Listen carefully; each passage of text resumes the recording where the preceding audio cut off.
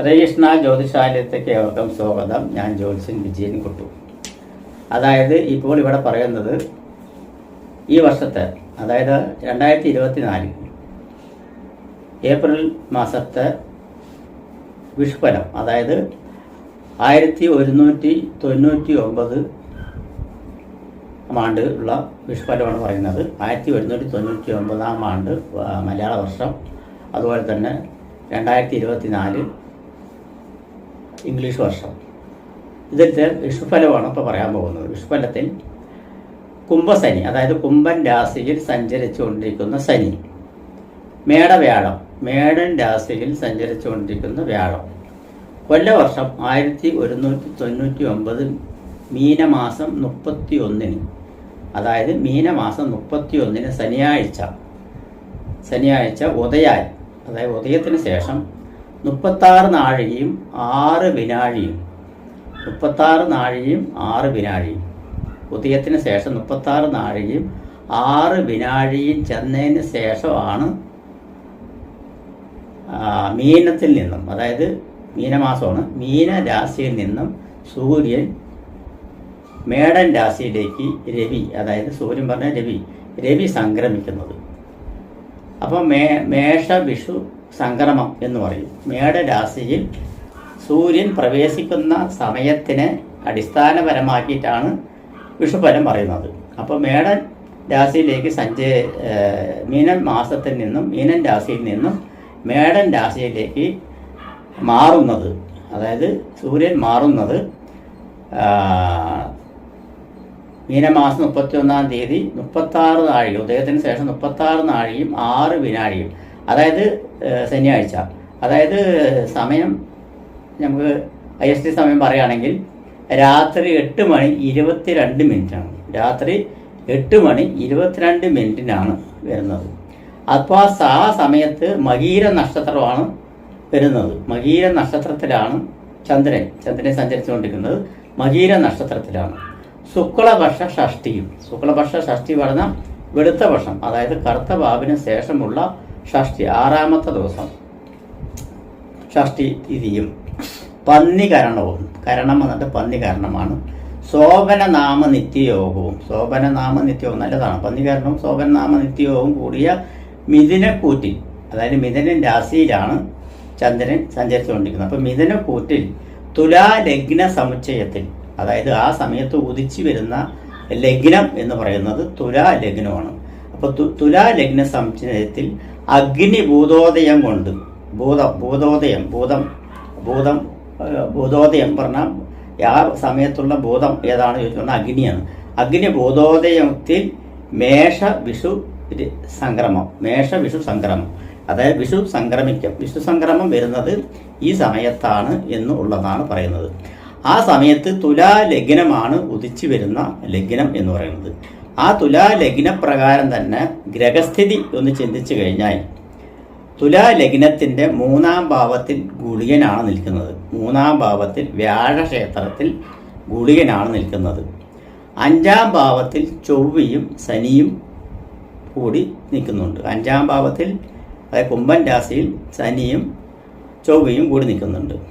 6-ാം ഭാവത്തിൽ നിൽക്കുന്നത് സൂര്യനും ബുധനും ശുക്രനും രാഹുവുമാണ് നിൽക്കുന്നത്, അതായത് മീനൻ രാശിയിൽ. മേടൻ രാശിയിൽ 7-ാം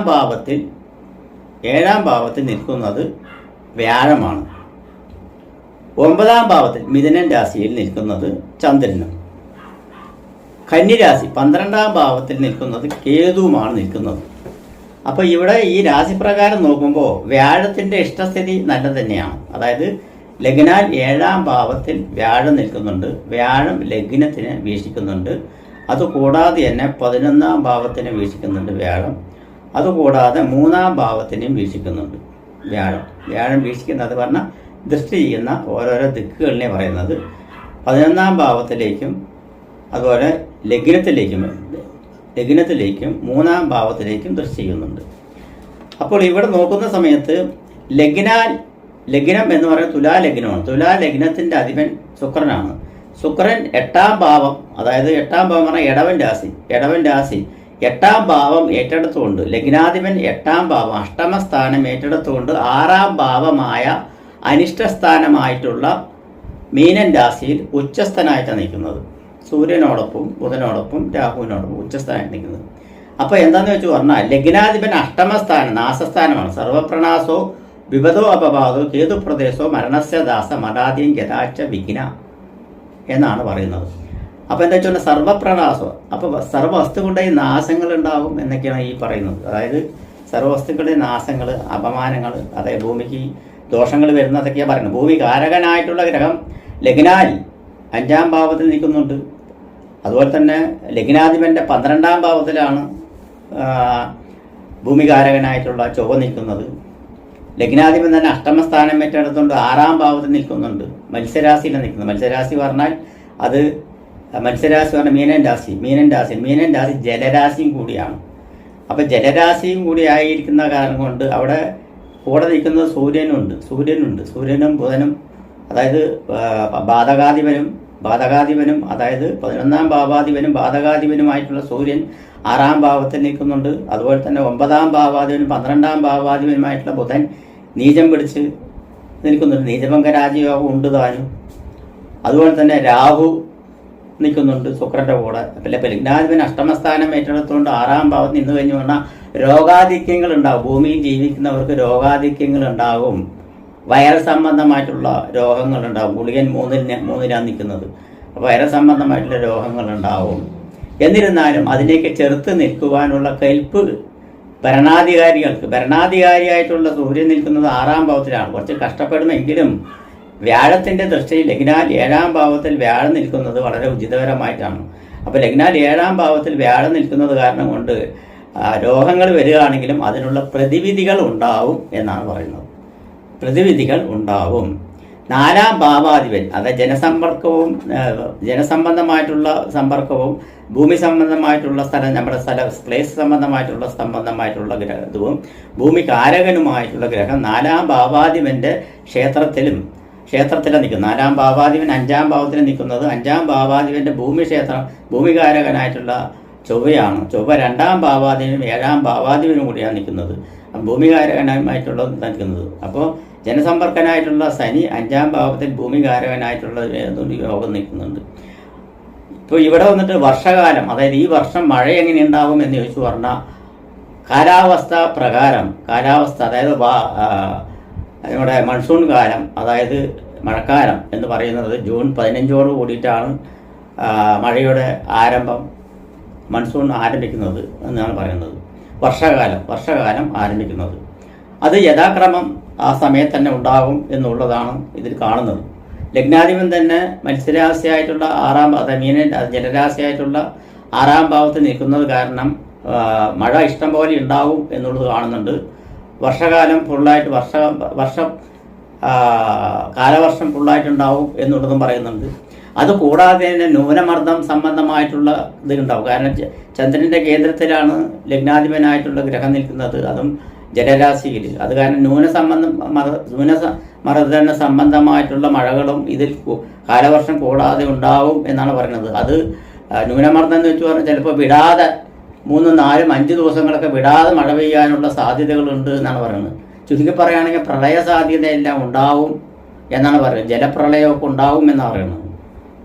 മേടൻ രാശിയിൽ വ്യാഴം നിൽക്കുന്നത് കാരണം കൊണ്ടും ജലരാശിയിൽ ലഗ്നാധിപൻ അഷ്ടമസ്ഥാനം ഏറ്റെടുത്ത് നിൽക്കുന്ന കാരണം കൊണ്ടും പ്രളയത്താൽ വന്നിട്ട് ബുദ്ധിമുട്ടുകൾ ഉണ്ടാകും. പക്ഷേ അതിനുള്ള പരിഹാരങ്ങളൊക്കെ പെട്ടെന്ന് തന്നെ ചെയ്യാനുള്ള മുൻകൂട്ടലുകൾ എല്ലാം ഉണ്ടാവും. കാരണം വ്യാഴത്തിൻ്റെ ദൃഷ്ടിയിൽ ലഗ്നത്തിലേക്ക് വരുന്നുണ്ട്. അത് കാരണം കൊണ്ട് അങ്ങനെയെല്ലാം ഉണ്ടാവും എന്നുള്ളതാണ് പറയുന്നത്. അപ്പം അങ്ങനെയൊക്കെ ആണെങ്കിലും രോഗാധിക്യ സംബന്ധമായിട്ടുള്ള ഇത് വന്നിട്ടുണ്ട്.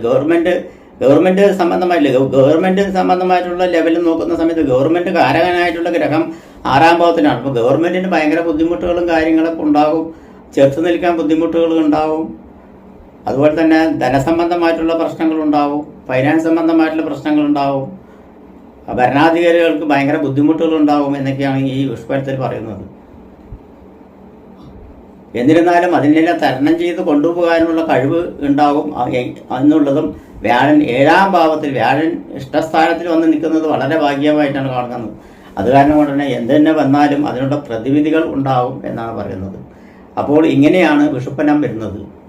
അപ്പോൾ വിഷുഫലത്തിൽ നമുക്ക് ഓരോ നക്ഷത്രക്കാർക്കുള്ള ഫലം എങ്ങനെയുണ്ട് എന്ന് നോക്കാം. ഉത്രട്ടാതി നക്ഷത്രക്കാർക്ക് വിഷു അസാൽ നോക്കുന്ന സമയത്ത് ഉത്രട്ടാതി അന്ത്യസ്കൂലമാണ് വരുന്നത്. ഉത്രട്ടാതി നക്ഷത്രക്കാർക്ക് ഗുണയുക്തമായിട്ടുള്ള ഒരു വിഷുഫലം തന്നെയാണ് വന്നിരിക്കുന്നത്. തൊഴിൽ പുരോഗതി ഉണ്ടാവും, വിദേശവാസം ഉണ്ടാവും, വിദേശ പഠനം ഉണ്ടാവും, കൺസ്ട്രക്ഷൻ മേഖലകളിൽ ഉണർവുണ്ടാവും. കൺസ്ട്രക്ഷൻ സംബന്ധമായിട്ടുള്ള മേഖലയിൽ പ്രവർത്തിക്കുന്നവർക്ക് പുരോഗമനവാദിയും ജോലി കൂടുതലായിട്ടുള്ളതും ജോലി ഭാരം കൂടുതലായിട്ട് വരികയും ചെയ്യുന്ന ഒരവസ്ഥയെല്ലാം ഉണ്ടാവും. അതുപോലെ തന്നെ ഉത്രട്ടാതി നക്ഷത്രത്തിൽ പെട്ടിരിക്കുന്നവർക്കെല്ലാം ഗുണമേന്മ വരുവാനുള്ള സാധ്യതയും ധനാഗമങ്ങൾ വന്നു ചേരുവാനുള്ള സാധ്യതയും ബിസിനസ് സംബന്ധമായിട്ടുള്ള മേഖലയിൽ പുരോഗമനങ്ങൾ വന്നു ചേരുവാനുള്ള സാധ്യതയും ചിരകാലമായി നടക്കാത്ത സംഭവങ്ങളെല്ലാം നടക്കുവാനുള്ള സാധ്യതയും ഭവന നിർമ്മാണം, അതുപോലെ തന്നെ ഗൃഹപ്രവേശം, ഭവന നിർമ്മാണത്തോടനുബന്ധിച്ച് തന്നെ ഗൃഹപ്രവേശം, ഭവന നിർമ്മാണത്തിലുള്ളവരെല്ലാം കയറി താമസിക്കുവാനുള്ള സാധ്യതകൾ കൂടുതലായിട്ട് കാണുന്നുണ്ട്. അതുപോലെ തന്നെ പുതിയ ഭൂമി വാങ്ങി ഭവനം വയ്ക്കുവാനുള്ള സാധ്യതയും കാണുന്നുണ്ട്. അതുപോലെ തന്നെ വിട്ടുപോയിട്ടുള്ള ഓരോരോ കാര്യങ്ങളെല്ലാം പൂർത്തീകരിക്കുവാനുള്ള സാധ്യതയുണ്ട്. ഇടയിൽ വിട്ടുപോയിട്ടുള്ള ഭവന നിർമ്മാണങ്ങളെല്ലാം പുനരുദ്ധാരണം, അതായത് പുനരുദ്ധാരണം പറഞ്ഞാൽ വീണ്ടും അതിൽ പണിയെടുക്കുവാനുള്ള സാധ്യതയും അതിൽ ഉയർത്തിക്കെട്ടുവാനുള്ള സാധ്യതയും അതിൽ കയറി താമസിക്കുവാനുള്ള സാധ്യതയും എല്ലാം കാണുന്നുണ്ട്. ഭൂമി ലാഭം കാണുന്നുണ്ട്. ഭൂമി ലാഭം പറഞ്ഞാൽ പുതിയ ഭൂമിയെല്ലാം വാങ്ങിക്കുവാൻ കാണുന്നുണ്ട്. ഒന്നിലധികം ഭൂമികൾ വന്നു ചേരുവാനുള്ള സാധ്യത.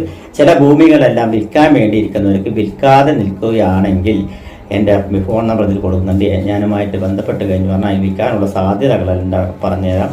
അങ്ങനെയെല്ലാം ചെയ്താൽ മതി എന്നുള്ളതാണ് പറയുന്നത്. അതുപോലെ തന്നെ വിദേശ സംബന്ധമായിട്ട് ജോലിക്ക് പോകാനായി തയ്യാറെടുത്ത് നിൽക്കുന്നവർക്കെല്ലാം ഗുണകരമായിട്ടുള്ള നേട്ടങ്ങളുണ്ടാകും. കൊടുത്ത പൈസയെല്ലാം നഷ്ടപ്പെടില്ല എന്നുള്ളതാണ് കാണുന്നത്. അതുപോലെ തന്നെ വിദേശ സംബന്ധമായിട്ടുള്ള പുതിയ മാർഗം, അതാദ്യമായിട്ടാണ് വിദേശത്തേക്ക് പോകുന്നതെങ്കിൽ കുറച്ചൊന്ന് ആലോചിച്ച് ജാതകമെല്ലാം പരിശോധിച്ച് ചെയ്താൽ മതി. അതേസമയത്ത് വിദേശത്ത് നിന്നും വേറെ വിദേശത്തേക്ക് യാത്ര ചെയ്യുകയാണെങ്കിൽ യാതൊരുവിധ ദോഷങ്ങളുമില്ല എന്നാണ് പറയുന്നത്.